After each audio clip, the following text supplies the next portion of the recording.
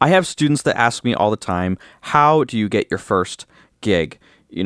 These pianists have been practicing, they've been working on tunes, they've been working on their skills, and they just want to play. They just want to have their first gig. But the thing is that if you focus on your gigs or getting gigs as your main focus, you're probably going to be waiting a lot longer unless you know this one thing. So I'm going to tell you a story about the night when I was 15 years old.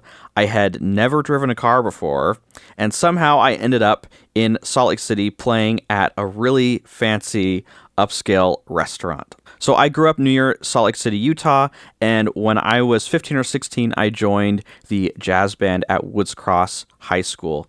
I had just started to become much more serious playing jazz piano, and so I was starting to gain a reputation as being a really good pianist at the high school. And so one afternoon, I got a text at about 2 or 3 p.m., and I don't even think I had the number.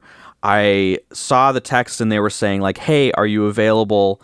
We need you to play at this restaurant tonight. I didn't know what this restaurant was. There wasn't a car available.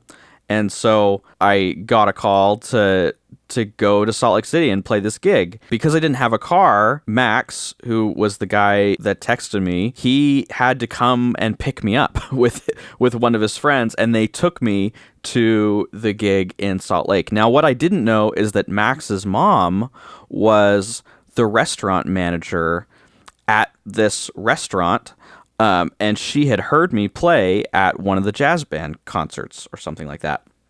And so I go to the venue. I show up with my big honkin' fake book, and I sit down at this like acrylic, transparent looking plasticky piano, and it was very nice. The restaurant is called The Roof, and it's on the 10th floor of what's called the Joseph Smith Memorial Building in Salt Lake City. Beautiful restaurant, and here I am. I'm 15 years old, and I sit down to play. I open up my fake book, and I don't feel like I had any business being there.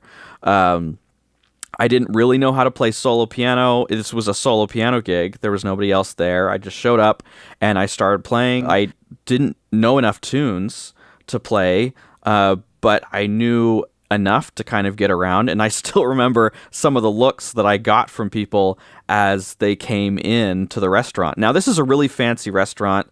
It's probably, and it was about probably like $30 to $40 a plate, and imagine that you're going out for a nice date night with your spouse, and you see this 15-year-old kid playing piano at the restaurant. I clearly wasn't ready for this gig, but I played the gig. They seemed pretty happy, and I got a nice meal out of it. I ate duck for the first time, and I had really nice Brussels sprouts and potatoes, and I was like, wow, this was great. And that was my first gig that I ever played. Now, I wasn't looking for gigs. I was, 15 or 16, and obviously you're going to be at a different place. But the thing I want you to think about is that when you are ready to get your first gig, you're probably not going to feel ready. You're probably going to feel very overwhelmed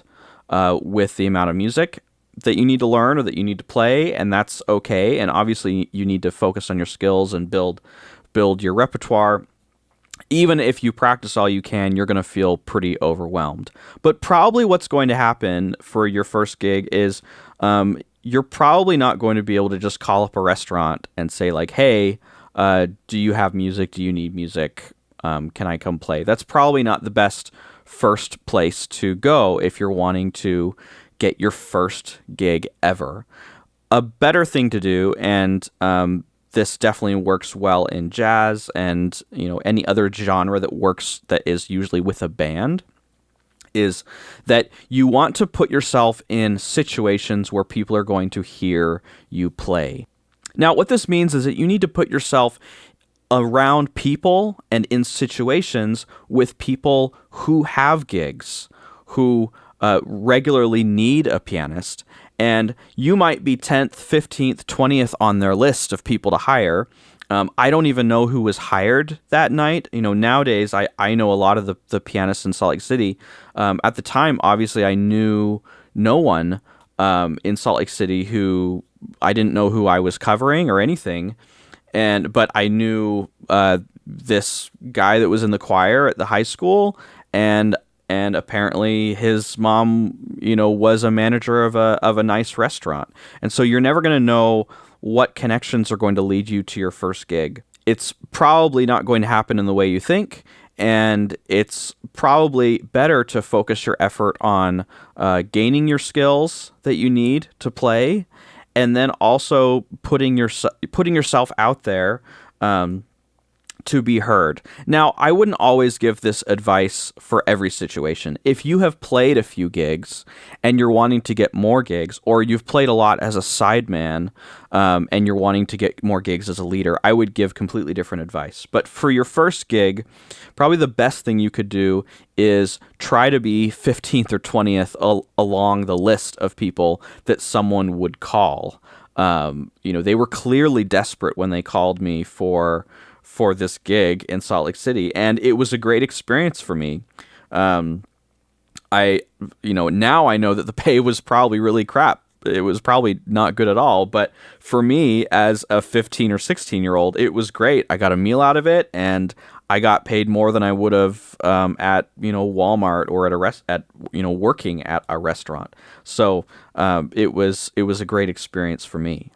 Now, if you are a pianist and you don't have the experience to get your first gig or to play in your first jam session, and you need a roadmap to get there, I have a course that is really designed to get you from knowing nothing about jazz piano or playing in a band and getting you to the point where you can actually get to a jam session. Now, there is, I would recommend going to 10, 20 jam sessions before you are hoping to get your first gig.